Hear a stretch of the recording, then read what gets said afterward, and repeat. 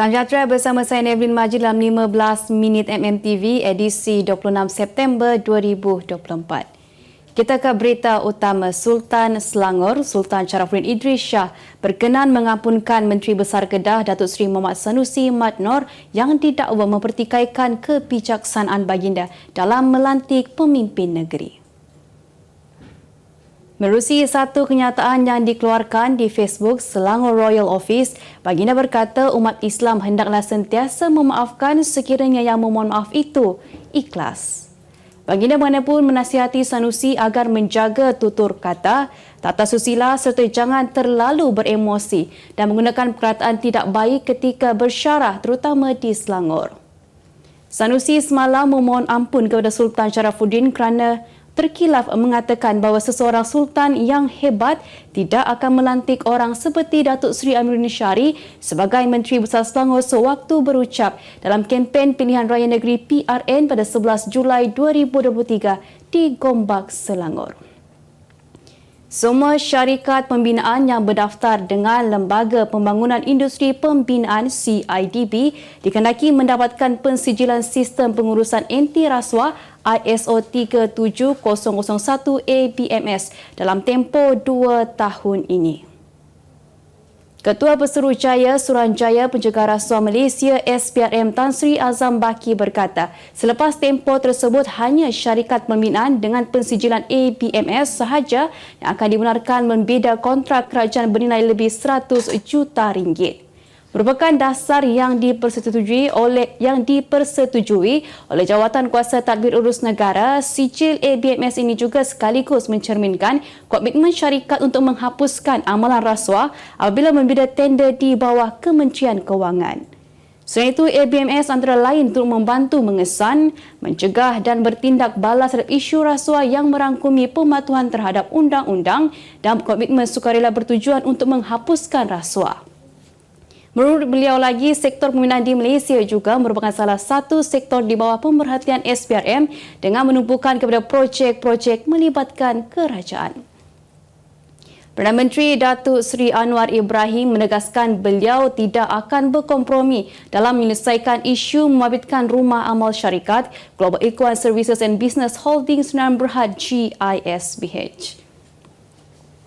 Anwar berkata sekiranya tindakan tidak diambil ke atas kumpulan tersebut, beliau boleh dianggap sebagai seorang pemimpin yang gagal.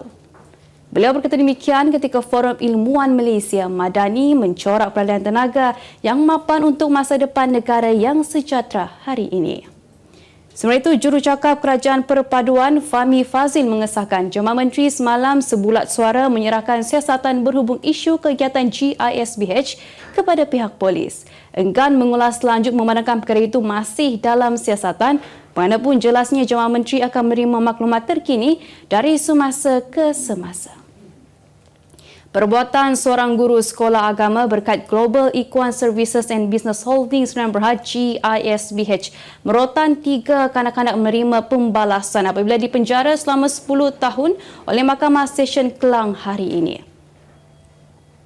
Selain itu, Muhammad Barul Rahim Hisham 23 tahun turut dikenakan bon berkelakuan baik selama 5 tahun dan cagaran berjumlah RM10,000. Hakim Noridah Adam menjatuhkan hukuman itu selepas tertuduh yang juga warden asrama mengaku bersalah atas 4 pertuduhan dibacakan jurubahasa mahkamah. Berdasarkan 4 pertuduhan, tertuduh sebagai seorang yang mempunyai pemeliharaan terhadap 3 kanak-kanak lelaki berusia 10 dan 11 tahun didakwa menganiaya mereka dengan morotan yang mungkin menyebabkan kecederaan fizikal.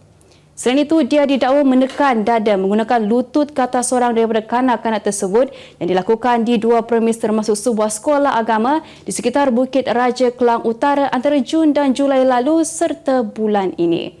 Sebelum ini, tular video memaparkan beberapa kanak-kanak di rotan seorang lelaki dipercayai lebih daripada 10 kali sambil mangsa masing-masing menahan kesakitan. Buat pembaca yang meminati cerita seram, anda boleh dapatkan koleksi kisah seram terbitan Nusa Menini Siaran Kosmo untuk dengan harga berpatutan iaitu RM25 senaskah. Untuk pembelian, anda boleh melayari laman web shop.mediamulia.com.my sekarang.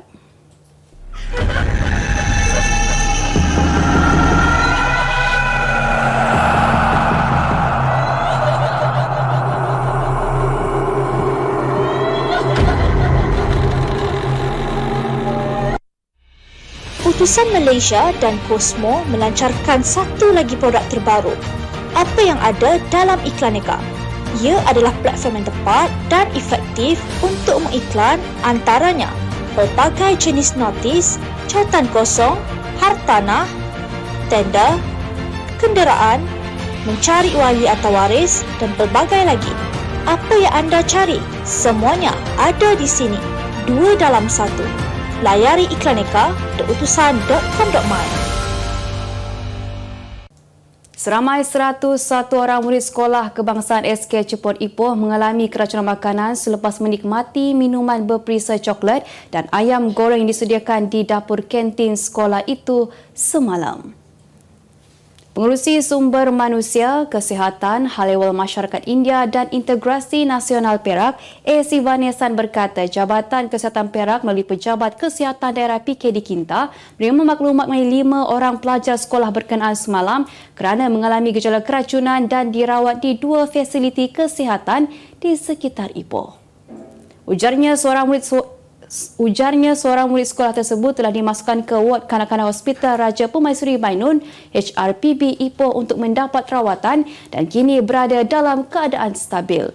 Selain itu, seramai 62 orang murid lain pula telah mendapatkan rawatan sebagai pesakit luar di klinik kesihatan dan klinik swasta yang berhampiran dengan kawasan rumah masing-masing. Jelasnya, pihak PKD Kinta telah membuat pemeriksaan premis kantin SK Cepot semalam dan mendapati beralih premis makanan berasaskan risiko adalah tidak memuaskan dengan tahap rating 67.9%. Sehubungan itu, pihak PKD Kinta telah mengeluarkan arahan penutupan kantin SK Cepot selama 14 hari di bawah Seksyen 11 Akta Makanan 1983. Kompaun juga telah dikeluarkan atas kesalahan pemakaian aksesori sewaktu mengendalikan makanan. Pelakon popular Siti Salihah dinobatkan sebagai pemenang trofi Bintang Asia Terbaik pada Majlis Anugerah Drama Antarabangsa Seoul 2024 menerusi drama Se-Office semalam. Menurut pemilik nama penuh Siti Salihah Muhammad Baharum 34 tahun, kemenangan tersebut bukan sahaja menjadi momen indah buat dirinya, malah menjadi pencapaian istimewa Malaysia. Sementara itu, dalam ruangan komen, rata-rata netizen dan rakan selebriti menzahirkan ucapan tahniah selain berbangga dengan pencapaian yang mengharumkan nama negara itu. Untuk rekod, Salihah dicalonkan dalam kategori Bintang Asia Terbaik menerusi drama siri asal berjudul Se-Office yang disiarkan dalam platform digital tonton. Menerusi kategori tersebut, aktris berkenaan berjaya menewaskan 5 lagi pesaing termasuk barisan pelakon dari Korea Selatan, Indonesia, Filipina, Thailand dan Singapura. Berita dunia, sebuah iklan menawarkan gaji sebanyak RM19,000 untuk tutor bahasa Inggeris bagi mengajar seorang kanak-kanak berusia 8 tahun di Singapura. Gaji itu disertakan dengan makanan yang disediakan dan potensi cuti bergaji sehingga 3 bulan. Demikian menurut iklan tersebut di internet. Khidmat tutorial bergaji besar itu menyebabkan seorang pengguna TikTok, Ling Dong, berkongsikan mengenainya di laman sosial kerana berasa sukar untuk mempercayainya. Bagaimanapun, iklan jawatan kosong itu tidak lagi ditemui semalam selepas ia mula dimuat naik baru-baru ini. Seorang wanita di Turki hilang pendengaran selepas fon kecil meletup di telinganya. Kejadian itu dikongsi dalam sebuah forum komuniti oleh teman lelakinya yang membeli fon telinga tersebut baru-baru ini. Menurutnya, fon telinga itu baru saja dikeluarkan daripada kotak dengan kapasiti bateri berada pada tahap 36%. Ketika digunakan, salah satu fon telinga itu didakwa meletup di telinga mangsa, menyebabkan kerosakan pendengaran yang tidak dapat dipulihkan. Lelaki berkenaan kemudiannya membawa fon telinga yang sudah meletup ke sebuah pusat servis alat itu di Jemal Pasha Adana. Pada mulanya, kaki tangan tersebut memohon maaf, tetapi selepas 2 hari pusat servis itu membuat kesimpulan bahawa fon telinga itu hanya mengalami kerosakan dan bukannya meletup. Pusat servis berkenaan hanya menawarkan penggantian model yang sama dan menyatakan lelaki tersebut bebas untuk mengambil tindakan undang-undang jika tidak berpuas hati. Kemas kini pengetahuan anda tentang isu ekonomi dan pasaran. Merangkumi sektor hartanah, perniagaan, keuangan, komoditi, IKS, halal niaga dan dunia korporat. Sentiasa ikuti perkembangan ekonomi semasa di dalam dan luar negara. Semua informasi terkini hanya di hujung jari. dapatkan edisi ringgit setiap Isnin hanya di Akhbar Utusan Malaysia. Beralih ke berita ekonomi, sebanyak 348 perpustakaan ditutup dalam tempoh 5 tahun daripada 3,002 pada 2019 kepada 2,654 setakat tahun ini. Bercakap kepada Utusan Malaysia, Naib Presiden 1 Satuan Pustakawan Malaysia PPM, Dr. Muhammad Faizal Hamzah berkata hal ini berlaku kerana perubahan pentadbiran, pemusatan perpustakaan dan penyatuan perpustakaan kecil dan faktor peralihan dunia ke arah digitalisasi. Bagaimanapun jelasnya peralihan ke arah digital bukan faktor utama bilangan semakin mengecil kerana perpustakaan di Malaysia turut bersama dalam transformasi ke arah perpustakaan. Mengulas lanjut, tambahnya perpustakaan di Malaysia kini telah bergerak ke arah model hybrid atau digital di mana menggabungkan koleksi tradisional dengan koleksi digital untuk memenuhi keperluan maklumat masa kini. Dalam hal itu, beliau menjelaskan peralihan perpustakaan kepada kaedah media digital juga membantu memelihara dan mengekalkan warisan penulisan dan bahan-bahan sejarah negara. Kemiskinan mutlak dalam kalangan isi rumah bandar meningkat kepada 4.5% pada tahun 2022 berbanding hanya 3.8% pada 2019. Berdasarkan Institut Pendidikan Khazanah KRI dalam laporan keadaan isi rumah 2024, isi rumah dan pandemik 2019-2022, kemiskinan mutlak meningkat pada tahun tersebut disebabkan pandemik COVID-19 sekaligus merencatkan pencapaian terdahulu yang dibuat bagi mengurangkan kemiskinan.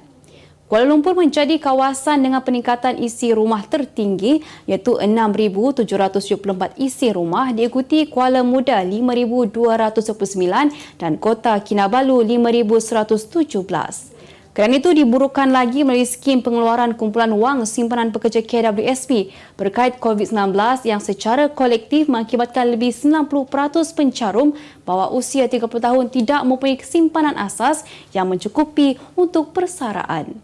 Ia mengakibatkan jurang pendapatan meluas secara mendadak menjejaskan pencarum berpendapatan rendah secara tidak seimbang. Menerusi laporan, individu berpendapatan rendah mengeluarkan hampir semua simpanan berbanding kumpulan berpendapatan lebih tinggi. Berita Sukan Impian Terengganu FC TFC untuk meraih kemenangan sulung dalam kejuaraan Kelab ASEAN ACC apabila gagal mempertahankan kelebihan 2 gol dengan seri 2 sama dengan Dong A Tan Hua FC di laman sendiri malam tadi. Keputusan itu menyukarkan peluang skuad sang penyu untuk meneruskan kemarahan dalam kejohanan terbabit. Pemain sayap TFC Akhir Rasik membuka tirai jaringan pada minit ke-20 sebelum menjadikan kedudukan 2-0 pada minit ke-41 menerusi pemain tengah Manuel Ot. Memasuki masa tambahan babak pertama, Tan Hua FC mengurangkan defisit gol setelah bola sepakan percuma Luis Antonio Suarez berjaya menerja gawang TFC pada minit ke-46. Tan Hua FC terus menyamakan kedudukan setelah bek tengah TFC Ubaidullah Samsul Fazili pada minit ke-52 yang tertolak bola masuk ke gawang sendiri. Keputusan seri itu kekal sehingga whistle penamat dan TFC terpaksa akur selepas sekadar meraih satu mata daripada 2 perlawanan yang berlangsung.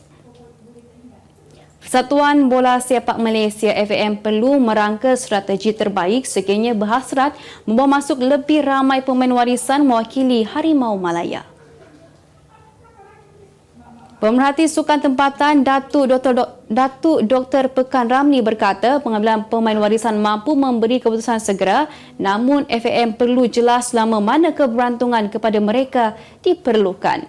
Katanya lagi, FAM perlu berhati-hati dalam misi mencari pemain warisan dan tidak boleh dilakukan secara sembrono bagi mengelak tersalah langkah memilih pemain tidak berkualiti. Semalam, Utusan Malaysia melaporkan FAM digesa bertindak lebih proaktif mengambil pemain warisan menyertai skuad Harimau Malaya selepas terdapat deretan senarai nama yang didakwa mempunyai darah kacukan dengan Malaysia didedahkan.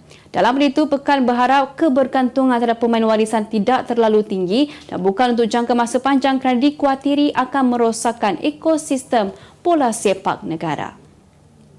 Sebagai penutup 15 minit MNTV hari ini, saksikan laporan cuaca esok, Jumaat 27 September 2024. Jangan lupa dapatkan kabar Utusan Malaysia dan Kosmo untuk berita-berita terkini dan menyeluruh. Sekian sahaja daripada saya, Nevin Majil. Salam sejahtera dan jumpa lagi.